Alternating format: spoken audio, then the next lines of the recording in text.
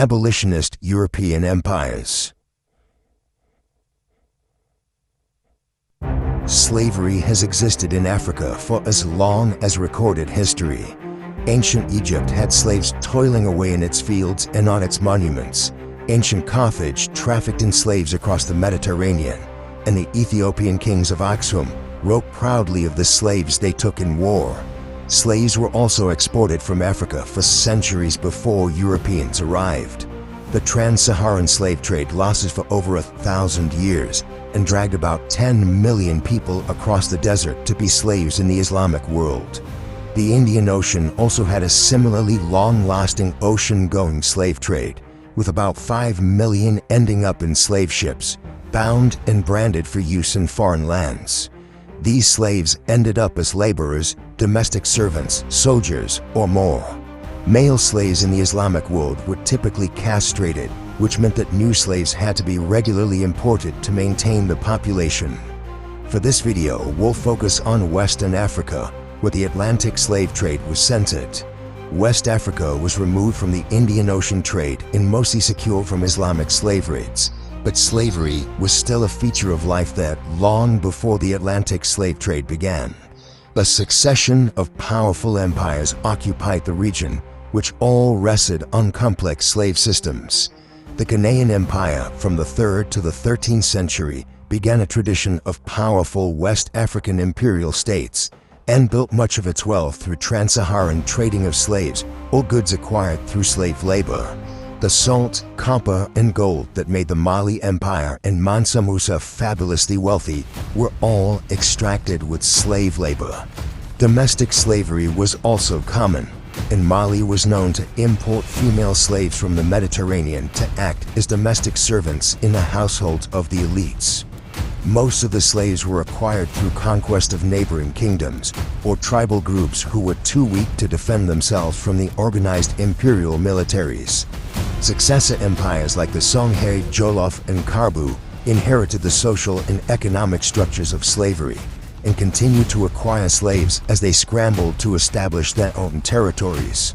Elites in these empires used slaves as a status symbol, but ownership of slaves came to represent someone's wealth and power. Slavery took many different forms in West Africa. Some worked the land or the mines. Others served as soldiers or even political advisors. In some places, slaves were permitted to own land that they cultivated in their free time and might earn enough from this land to buy their own freedom. In other places, the lot of slaves was more miserable. In Benin, for example, slaves were regularly sacrificed to mark important occasions like the anniversary of a king's death. All of this is to say that when Europeans arrived, they did not find an empty land of scattered peoples ripe for enslavement, but complex societies and slave-holding empires whose roots were even older than those of the Europeans themselves.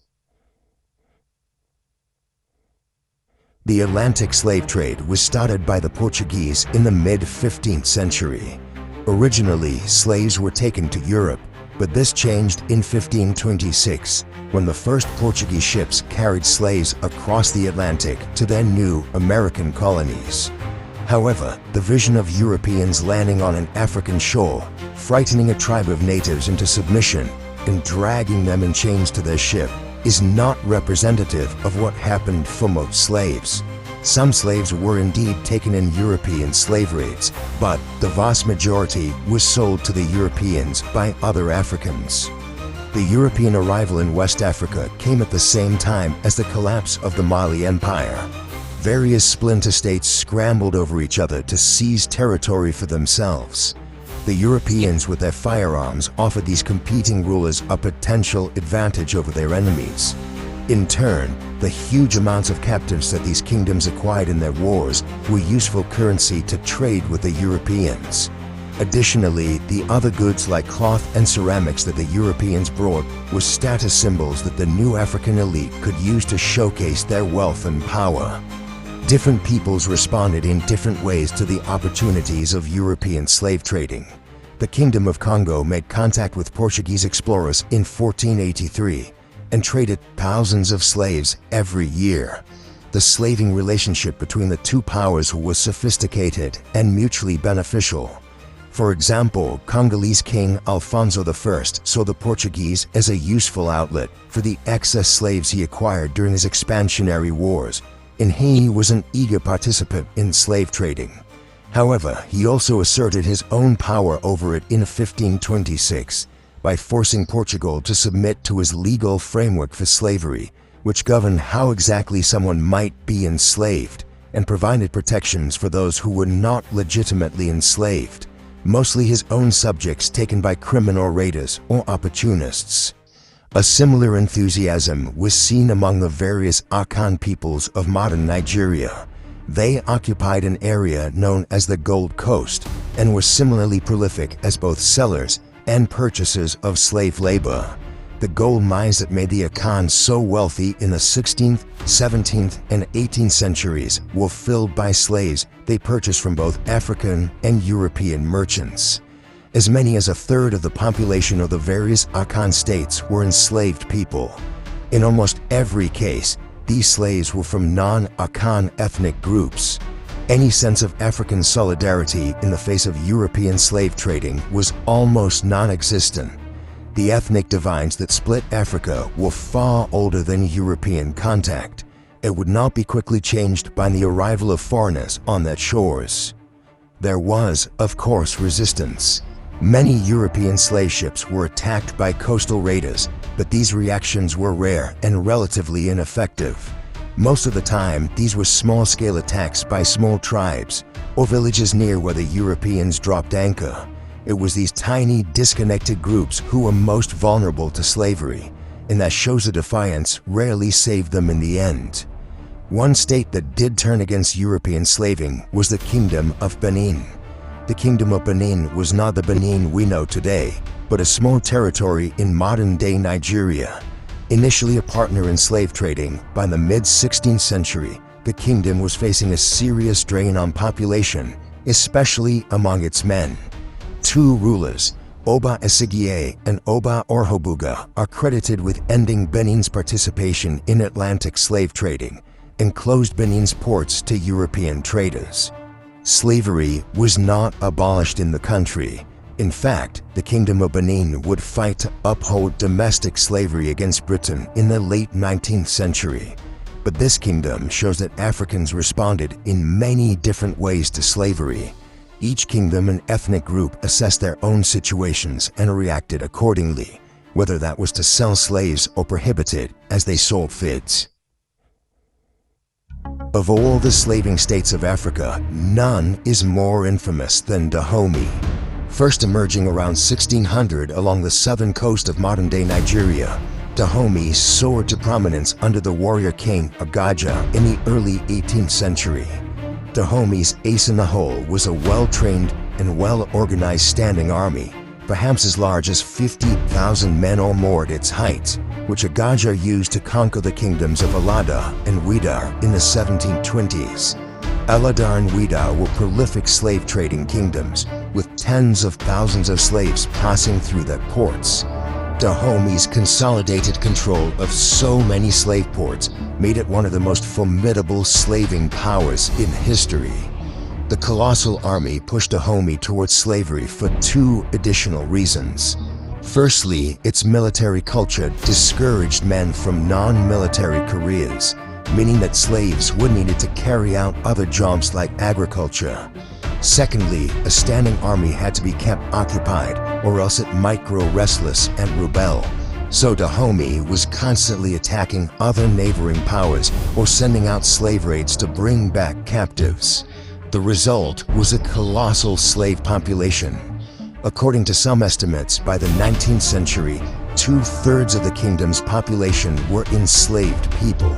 Slavery was so endemic to Dahomeyan society that one scholar remarked it's difficult to determine whether Dahomey was a slaving gang turned into a state, or a state that existed purely for the sake of slaving. Slaves weren't just laborers and domestic servants in Dahomey, but became woven into the political fabric of the society. Ownership of slaves became a status symbol for Dahomeyan elites, as it did for others in West Africa.